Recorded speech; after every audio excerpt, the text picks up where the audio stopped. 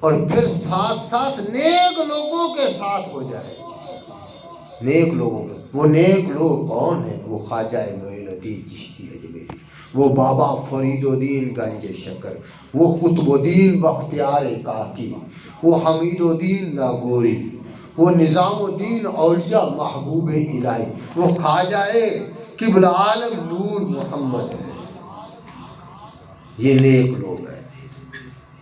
ان نیک لوگوں کی سیرت کو پڑھو اور اس پہ عمل کرو. ان نیک لوگوں کی کرامات کو مت دیکھو، وہ تو اللہ نے ان کو عطا کر دی، ان کی اپنی ان کی محنت اور رب کی عطا. ان کے مجاہدات کو دیکھو، ان کی ریاضتوں کو دیکھو، ان کے سفر کو دیکھو، انہوں نے علم کیسے حاصل کیا، ان کا تقوی دیکھو پھر اپنی طرف دیکھو، ان کا علم دیکھو پھر اپنی طرف دیکھو، ان کی عبادت دیکھو پھر اپنی طرف دیکھو. یہ نہیں کہ ان کی کرامات دیکھتے رہو کہ خواجہ معین الدین چشتی اجمیری کی فلاں بھی کرامت، فلاں بھی کرامت. وہ کرامات اولیاء حق ہے، اس کا انکار کرنا فاسق ہے، وہ گمراہ آدمی ہے. بات یہ ہے کہ ہمیں کیا کرنا ہے. ہمیں وہ سبق کیا دے کر گئے؟ ہمیں وہ سبق دے گئے سیرت پہ چلنے کا. جب تم ان کی سیرت پہ چلو گے، تم پھر پھونک مارو گے تو وہ مٹی بھی سونا بڑھتی جائے گی، پھر تم پھونک مارو گے. اب ہم ان کی سیرت کو نہیں اپناتے، ہم ان کی کرامات کو سنتے رہتے ہیں. یہ آپ کو ان کی سیرت کیا تھی کہ خواجہ معین الدین چشتی اجمیری کا والد جو تھا وہ فوت ہو گیا تھا.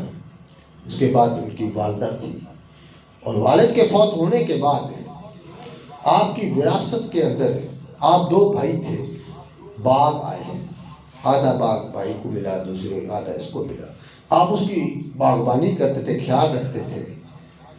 اب والدہ موجود تھی.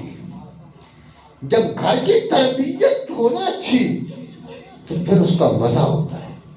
جب گھر کے اندر لقمہ حلال ہوگا نا پھر اس کا مزہ آتا ہے. گھر کے اندر بڑے چھوٹے کا احترام ہو تو پھر اس کا مزہ آتا ہے. یہ آپ کو بتاؤ. تو باغ کے اندر باغبانی کر رہے تھے، 15-16 سال عمر تھی، تو دیکھا ایک نوجوان آ رہا ہے، ایک بزرگ آ رہا ہے جس کے پھٹے پرانے کپڑے ہیں، جوتی ٹوٹی ہوئی ہے، سر پہ ٹوپی عام سی پہنی ہوئی ہے. اب ہمارے جیسا شخص دیکھتا تو اس کو مذاق میں اڑا دیتا، اس کے پیچھے لگ جاتے، اس کو پٹے مارتے. ہمارے بچے کو کہتے ہیں یہ کون بروپیا آ گیا ہے، یہ بروپیا سمجھ کے اس سے مذاق ہم اڑاتے اس کا ظاہری طور پہ اس کو دیکھ. لیکن خواجہ معین الدین چشتی اجمیری جو حسنی حسینی تھے، جن کی تربیت، جن کی ماں نے تربیت کی تھی، جس کے باپ نے حلال لقمہ کھلایا تھا کما کر، اب آپ نے دیکھا تو بٹھا لیا، فرمایا باغ میں بیٹھے. بہترین قسم کے انگور جو تھے وہ لا کر پیش کیے. یہ ادب ہے، بہترین انگور پیش کیے. جب پیش کیے آپ نے تناول فرمائے. جب کسی درویش کو اس کو تمہارے انگوروں کی ضرورت نہیں ہوتی، تمہاری محبت کی ضرورت ہوتی ہے. یہ ہم لوگ کسی مولوی کو، کسی عالم کو، کسی مفتی کو، کسی درویش کو 2 روپے دے دیں تو ہم اپنا احسان سمجھتے ہیں کہ ہم نے بڑا پہاڑ ڈال دیا ہے. اور ظالم تو نے کچھ بھی نہیں کیا.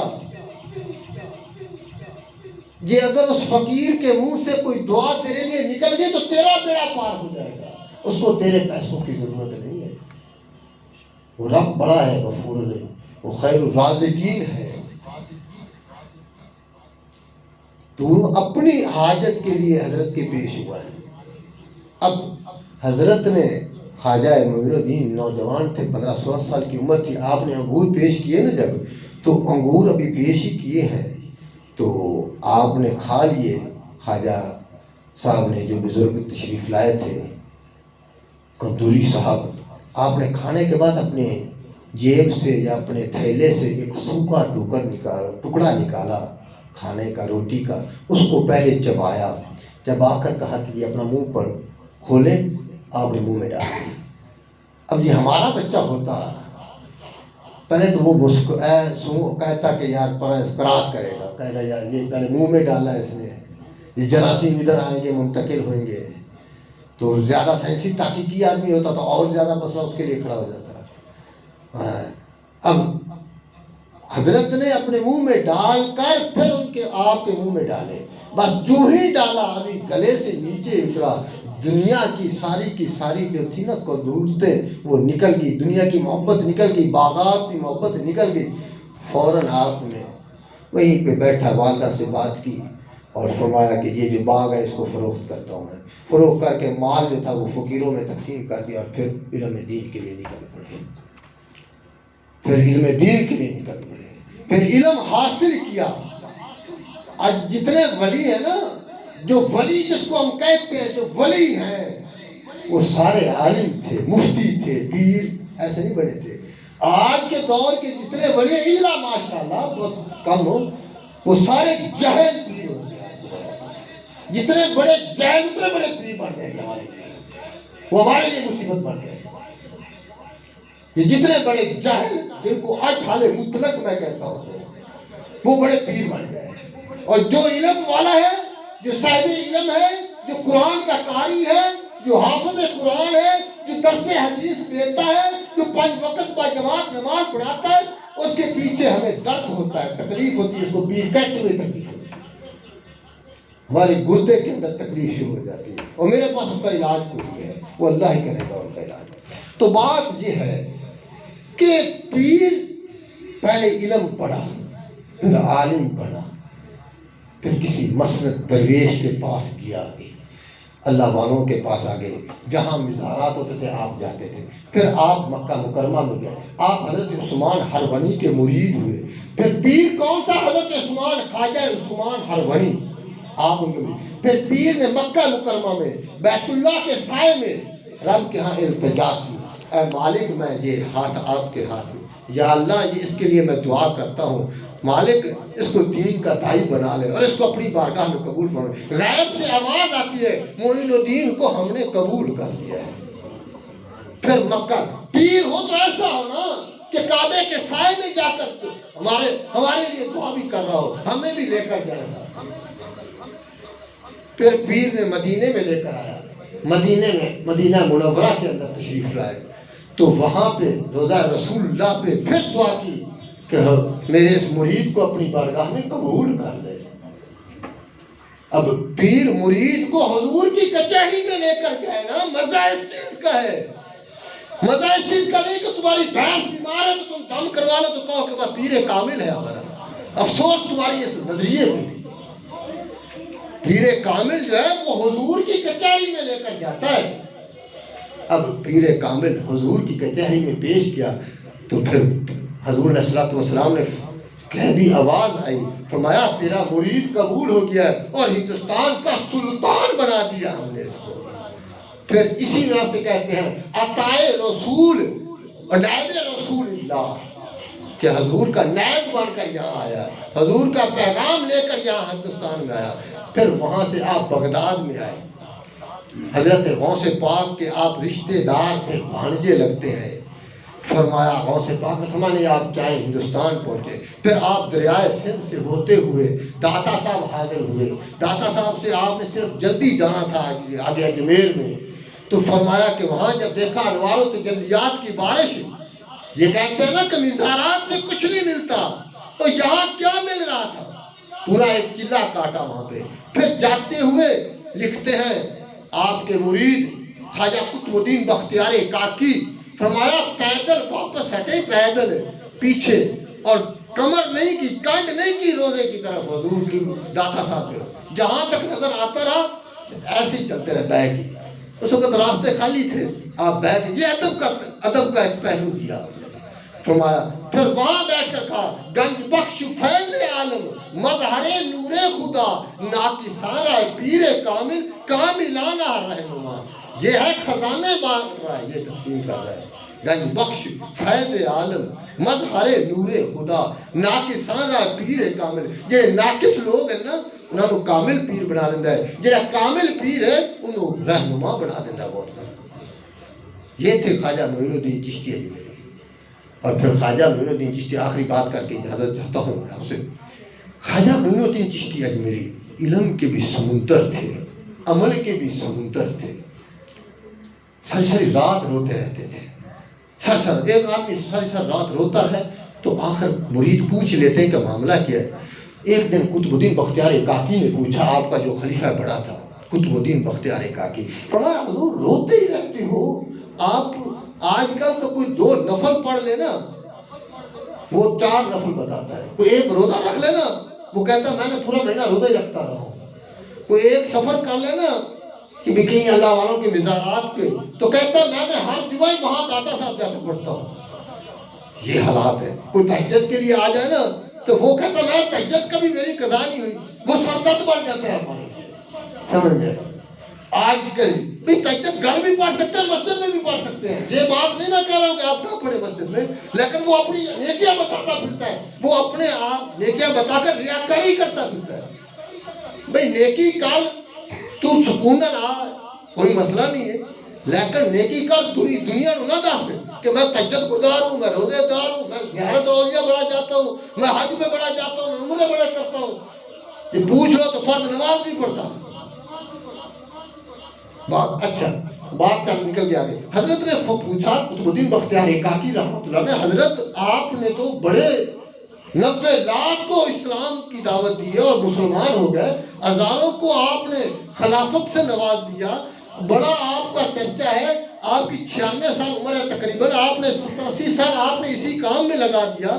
آپ وہاں آل نبی اولاد علی تھے، آپ نے سنت کربلا ادا کی ہے، وہاں آپ نے ہجرت کر کے حضور کی ہجرت کی طرح آپ نے سنت ادا کی ہے، یہاں ہندوستان میں آئے اور آپ کے ہم خلیفے، تو لہذا حضور اتنا روتے ہو.